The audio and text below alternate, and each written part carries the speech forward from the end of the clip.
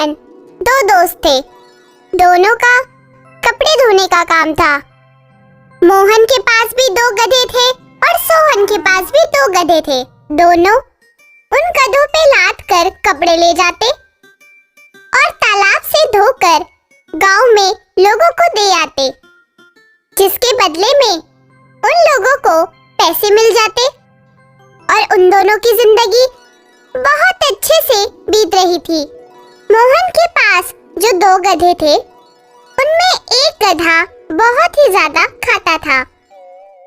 वो गधा बहुत सारा अनाज खा जाता था। उसके बाद ही वो काम पे जाता था।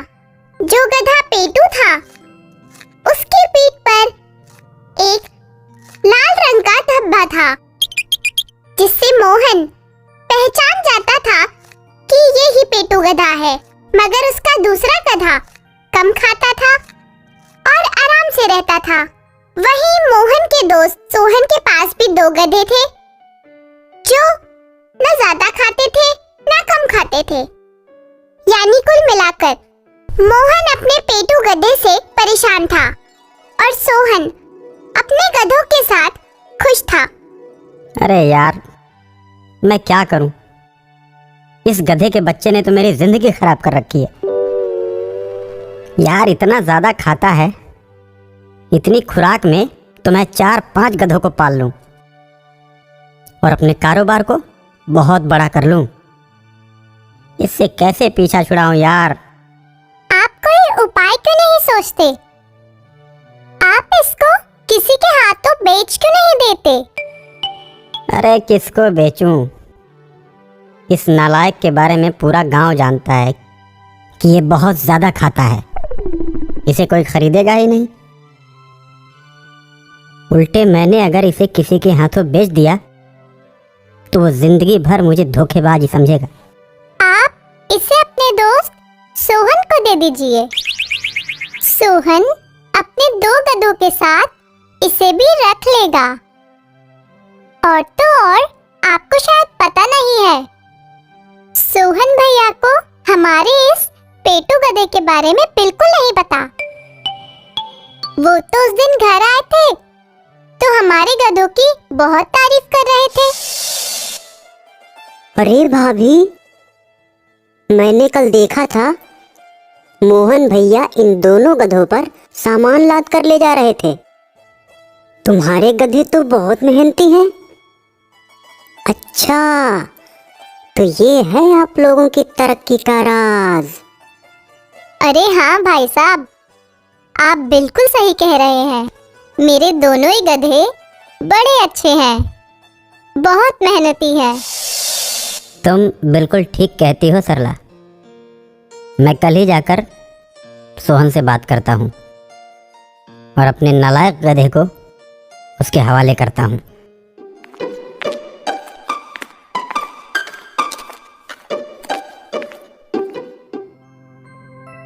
अरे राम राम भाई सोहन। अरे राम राम भाई, राम राम। कैसे हो मोहन भाई?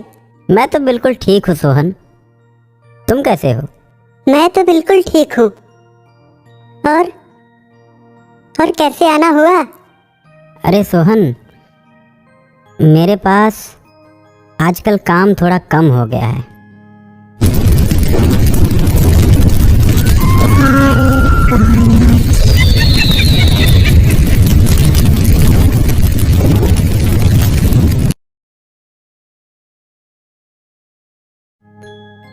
इसलिए मैं चाहता था कि मेरे एक गधे को तुम ले लो। मैं पैसों में थोड़ा कम ज़्यादा करके तुम्हें दे दूंगा। हालांकि मैं सोच रहा था कि अपने गधे को किसी और को बेच दूं, मगर तुम्हारी भाभी सरला ने मुझे बताया कि दूसरे को देने से ज़्यादा अच्छा है कि अपने ही किसी दोस्त को दे दो। इसलिए मैं तुम्हारे पास आया हूँ। हाँ ठीक है मोहन भैया, मैं तुम्हारा गधा खरीद लूंगा। लेकिन ये वो गधा तो नहीं है जो बहुत ज्यादा खाता है। मैंने उस गधे के बारे में सुना है किसी से। जो तुम्हारे पास गधा है वो बहुत ज्यादा खाता है। अरे नहीं मोहन, कैसी बात करते हो तुम? मैं तो तुम्हें अपना भाई मानता हूँ। भला मैं तुम्हारे साथ ऐसा धोखा करूँगा? छी, तुम कैसी बात कर रहे हो? ठीक है, ये लो अपने 10,000 रुपए और छोड़ जाओ अपना गधा मेरे पास। वो गधा मोहन सोहन को दे आता है। अगले दिन जब सोहन उस पर सामान लाद कर जाने का प्रयास करता है, तो ये क्या, वो गधा तो आगे ही नहीं बढ़ रहा था। हे, बढ़ आगे बढ़, बढ़ बढ़। अरे ये तो आगे ही नहीं बढ़ रहा। बढ़, ओ बढ़ बढ़ बढ़। अरे बढ़ बढ़ आगे बढ़, बढ़। अरे ये तो पूरा जाम हो गया, इसके पैर पूरे जाम हो गए, बढ़ नहीं रहा। बढ़ बढ़। ये क्या, गधे ने ऐसी जोर की लात मारी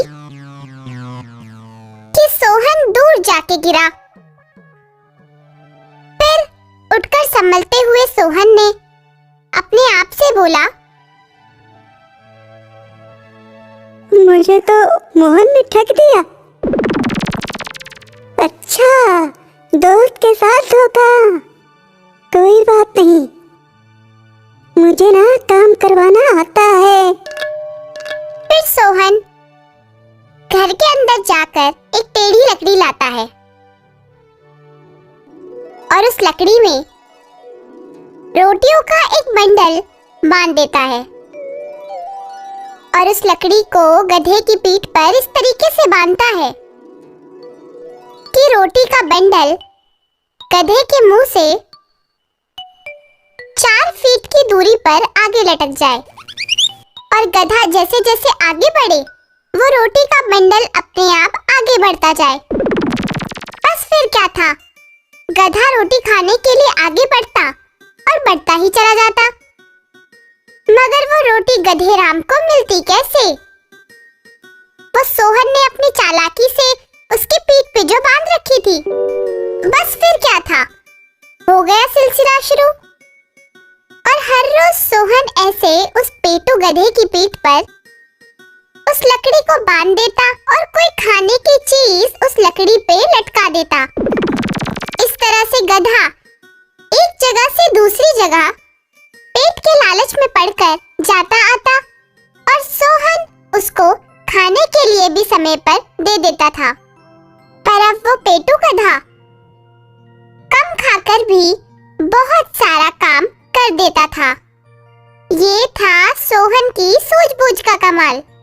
भाई वाह, जो नालायक था उससे भी अपने दिमाग से काम किस तरह निकाला जाए, ये तो कोई सोहन से सीखे।